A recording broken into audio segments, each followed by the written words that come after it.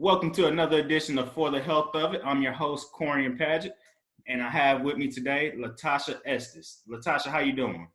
Hi there. I'm doing good. Good Thank deal. you. Good deal. Now, LaTasha, you compete in bodybuilding. So can you explain that a little bit for us? Explain how you got into bodybuilding. Okay, so yes, I do compete in the NPC, and I do the Bikini division. So there's several women's divisions, and I have been competing since 2018. Okay. Okay, good deal. Good deal. So what got you into competing? So I've always wanted to. My husband used to go to the gym and would lift, and I just would go. and he always encouraged me to, to try to lift, and I just wasn't interested. The more and more I went to the gym with him, I got really interested, and just trying to figure out, like, what could I do to change my body without changing my eating habits. Right. So that was the first thing. Okay. That was my first thing, and then later on we'll talk about it, but you'll see how that doesn't work. Right. Okay. So what gym do you train at? Okay, so I actually train at two different gyms. I work in South Jackson. Okay. And so I train 2 to 3 times a week at Quest Fitness, the South location on Highway 18. Okay. And then the rest of the time I train at the Madison Healthplex. Okay. Good deal. Yes. So what's your full-time occupation? I am a nuclear medicine technologist. Now you're gonna have to explain that. So what I do functional studies, and I use radioactive isotopes. So what you have learned in school on the periodic table, I'm using those, some specific agents to inject the body, and it allows us to determine if it's functioning properly. Okay, good deal. So how did you get into that? I was working as a computer programmer, got laid off, needed another field. I wanted something, that was hospital related, but also related to computers. Okay. So we use computers to process these images. So I kind of felt like I had the, like a good, happy medium. Okay. So what did you major in? So I originally have my bachelor's degree in computer science, and that's where I worked at WorldCom until it ended. Okay. And then I went back to UMC for 2 years for radiology and 1 year for nuclear. Okay. And do y'all find, so part of your occupation, is it like finding cures for different diseases? Or? So we detect, we can diagnose whether a patient has cancer, and then we do treat thyroid cancer patients. Gotcha. By giving them a pill. But we also do just your routine studies, like, people come in and they're not able to keep their food down, so we can tell whether or not their stomach is functioning. We do pre-op clearance for your heart, for different surgeries. So we do pretty much anything and everything in your body. Okay. We can test it. Okay. So we talked about what got you into the sport. What is your mental state like when you are working out? Ooh. So I usually like to get up and train at 4:30 in the morning, but because of all of this, things have changed a lot. So right. I've had to do the majority of my workout at home, and then I'm just now starting to bring it back to the gym. But it's peaceful. Lifting is actually it's pretty peaceful. So I like it because I'm working by myself. I'm training by myself, and I don't know. I mean, it's nice. Okay. I just okay. I feel very strong. I feel strong in the gym. So yeah. Gotcha. Well, what's your biggest bench press, squat, and deadlift? Ooh. I don't bench because I've had a shoulder injury, but like squatting, I don't know if I've kept up with it. Okay. I can squat. Let's just say I can squat a lot. I can squat a lot more than the average. When I go into the gym, they usually know. They're like, yeah, that's hers. Okay. Yeah. So can you kind of go into your training program almost? Because most male bodybuilders, and the male bodybuilders that are is it physique? Well, there's several. You have heavy, you have physique, you have classic physique. There's different categories with the male competitors. Okay, so that are different. Gotcha. So when you're working out and you're training for a show coming up, what is your training program looking like, sets and rep wise, and also the percentages of weight? I have a coach, and she gives me my training program. Gotcha. So it looks different throughout the year. Okay. So when I'm on off season, we go really heavy. And so we do, I would say, less reps, so that you have the opportunity to do heavier. But during the competition season, like right now, I'm gearing up for one. And so I do 6 days, and we split it up into different body parts. So right now, today, it may be shoulder and abs. Then I'll do ham and calves. So we kind of break it up so that you're not, so we don't really overwork one particular muscle group. Gotcha. Okay. So that's pretty much, like, I don't do any of the training myself. Gotcha. It's given to me by a professional who's been doing it for over 10 years. Okay. Is at the top of her game. So, and then she also gives me my meal plans. Gotcha. Does she compete also? She does. She no longer competes. She is a pro, but she no longer competes. But she has several pros under her that also coach. Okay. So what is the difference between the NPC and then the IFBB? So those are different leagues. So one is the international league. That's with the IFBB. Okay. And so the other one, the NPC, is the league in which I am a part of. So I am not international at this point. Okay. Is that your goal though? My goal would be to turn pro. That's what I'm working on, and to be able to compete across, just any and everywhere that I'm able to. Gotcha. Yes. So how does it work? Like, because I know there's almost like a point total that you have to hit, like a threshold almost that you have to hit. Well, how does that work? You mean to become? Yes, to become a pro. Okay, so you have national shows, and national shows are where you become, you actually can get your pro card. Gotcha. So each show tells the competitors how many pro cards they're going to give out. So for me, I am in the Masters female competitor division for Bikini. So they may say for each class, which would be sectioned by height. So I'm 5'1", so I would be in class B, and they would give one pro card for that whole class, no matter how many is in it.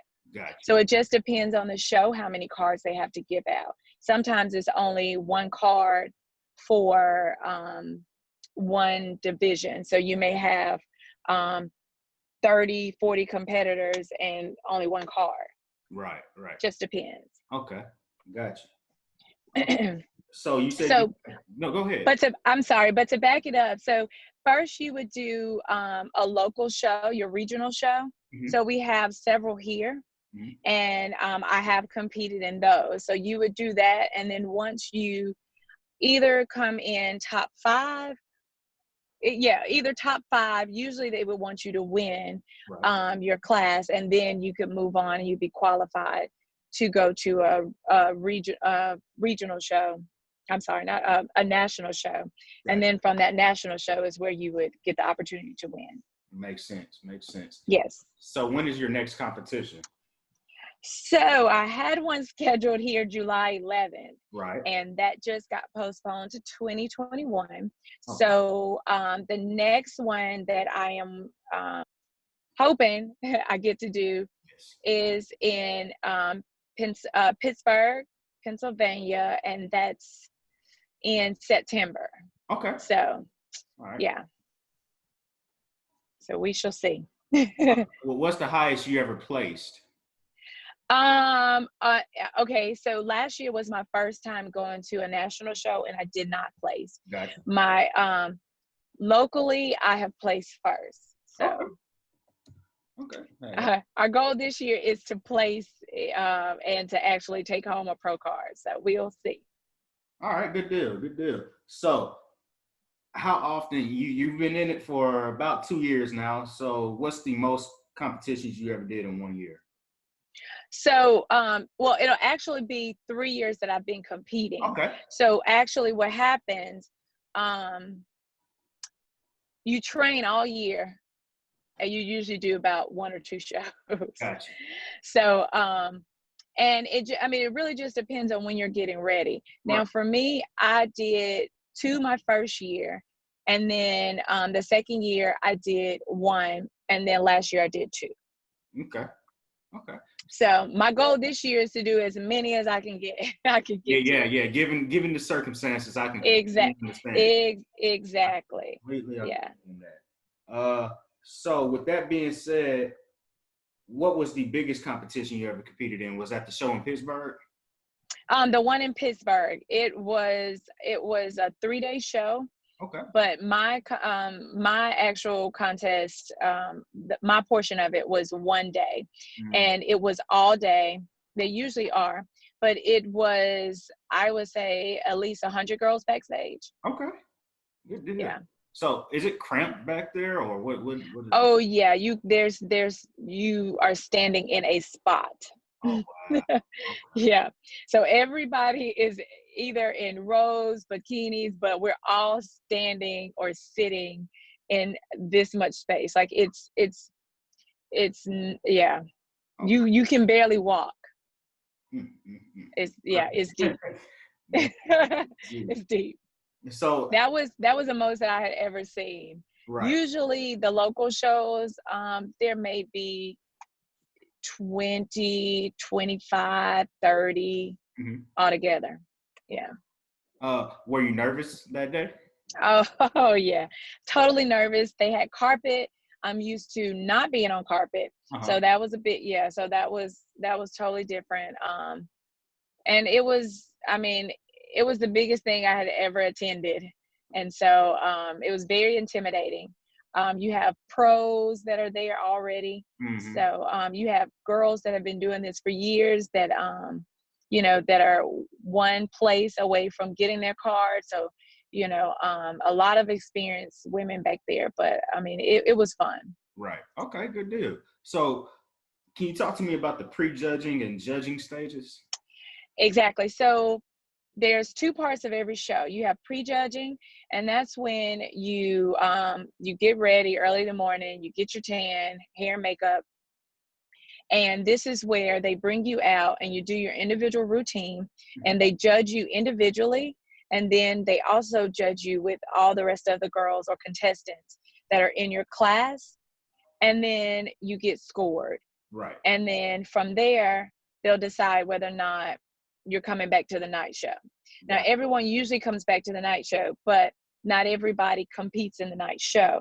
So if you placed and you're in the top 10 or in the top 5, then you're in the night show. So you'll actually do your routine again for the audience, and then you will actually compete against the other competitors that were in the top 10. Okay. So they'll move you around until they decide on who is number one. And usually they have an idea in the prejudging. Right. Usually you already know. Right. But you could come back to the night show and not look as good as you did, or someone could come and look even better.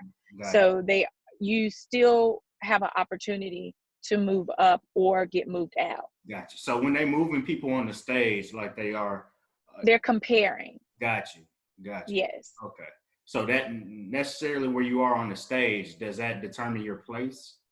It does. So in the middle would be first, and then some shows to the right would be second, and to the left would be third, and again fourth and fifth on the outside. Gotcha. Okay, because I was looking at somebody had sent me a video, and I was like, man, there's a guy way over here, but you're sitting in the middle. So right. So in the middle, you want to be in the middle box. So everyone is usually people will say center box, or middle box. You want to be in the box because if you're in the box, then you have placed. Okay. So what are some of the different poses that you do? So with the female in the one, so I do bikini. So it's totally different from the physique or any of the other classes or divisions. Let me say that, divisions.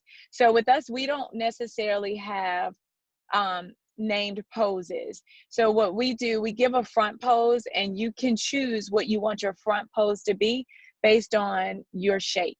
Right.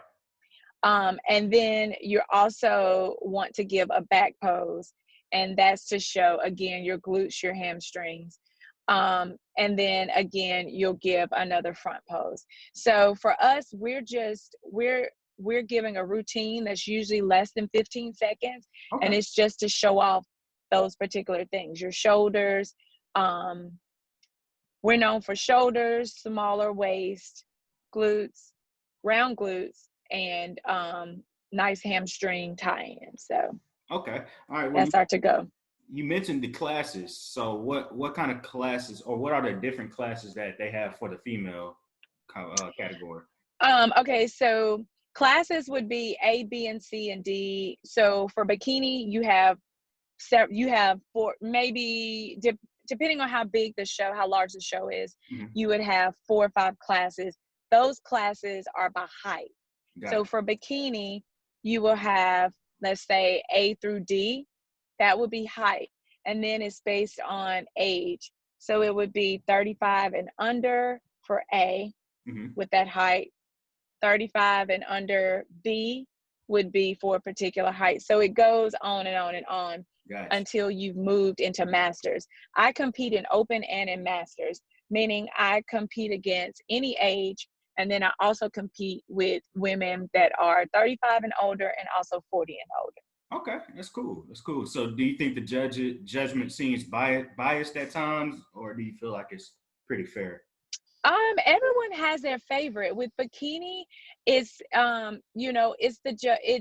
it's everyone's, it's up to their own judgment. Right. The point system comes in, and it's based practically on your opinion, your opinion of what you think looks great. Right. So that sometimes can be the hardest thing when you compare yourself to another competitor. There really isn't a scorecard that says, okay, her shoulders are such and such inches, or her waist is 24. There's not a real category or way of scoring. It's basically about symmetry and presence, and an overall look, and all of that is given a number. And then from there, at the end, they take off for errors. And then all together, they come up with a number, and it'll say if you should be 1, 2, 3, or 4, and then they'll count up how many people decided you should be 1. And so forth, and they come up with where you should be placed. And what are some of those errors that can be? So some of the no-nos, they've gone back and forth, There's new rules. So for bikini, they don't want your hand out to the side too far out.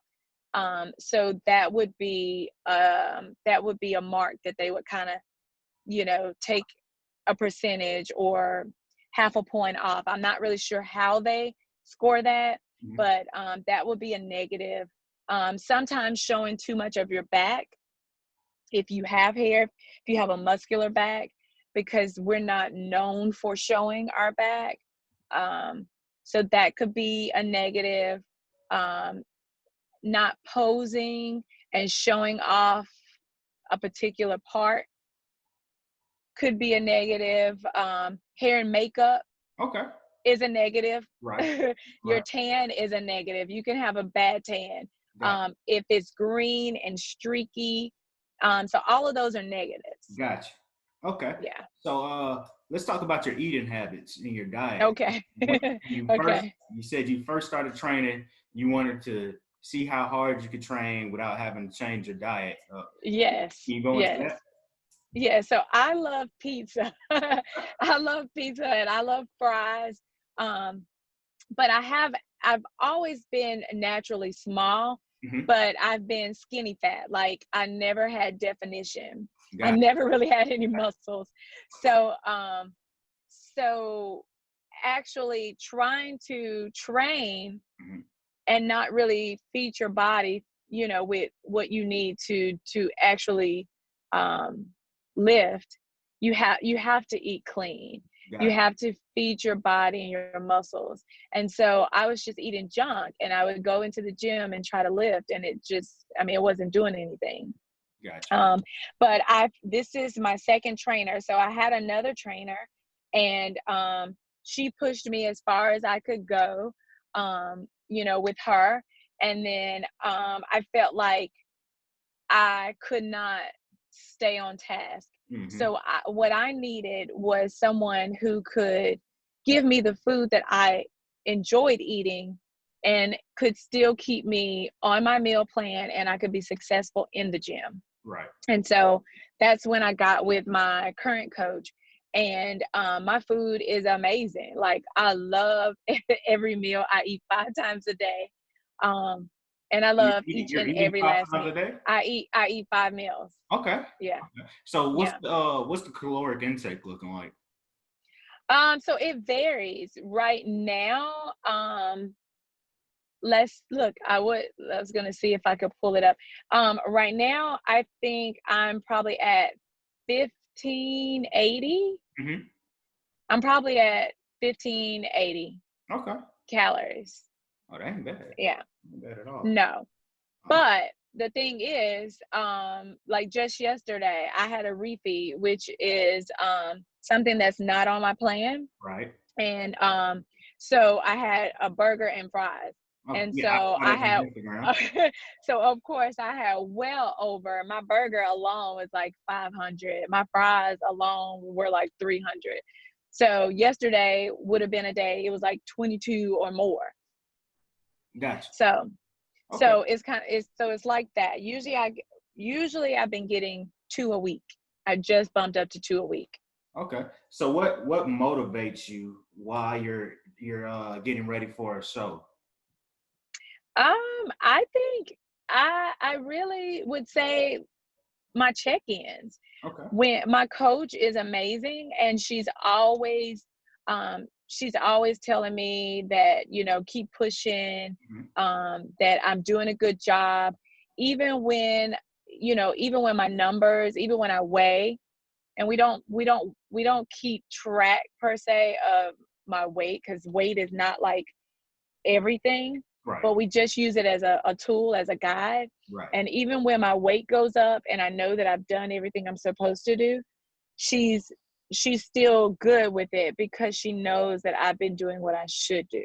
Okay. What I'm supposed to be doing. So I think really just going in and knowing that that I have a goal, and that I have several people that are following me, and they're rooting for me, and I want to set a good example. Right. Okay. So Go ahead and shout out your coach, because you mentioned her a couple of times. Go ahead. Well, her name is Casey Marshall, and she's with Team Boss Bodies. Gotcha. Well, Boss Bodies and, and Team Boss Bodies, that's our little hashtag. Gotcha. So one question we always like to ask here on For the Health of It is, what is your why? Why are you a neuromedicine? Say it for me. Nuclear medicine? Nuclear medicine tech? Yeah. Yes, nuclear medicine. Why are you a nuclear medicine? Why are you that? And also, why are you a Zumba teacher, and why are you competing? Okay. My nuclear medicine, I really enjoy helping people. And I feel like that is one of the things like I was put on earth to do, is to help. Gotcha. And, I enjoy making people feel good. And the fact that I have the opportunity to make someone who is ill or that has gotten really bad news to make their day by coming in and doing an exam and, me just totally taking care of them, that just, it speaks volumes. I enjoy what I do. And so that's my why. Like, I enjoy giving back and taking care of people. That sounds good.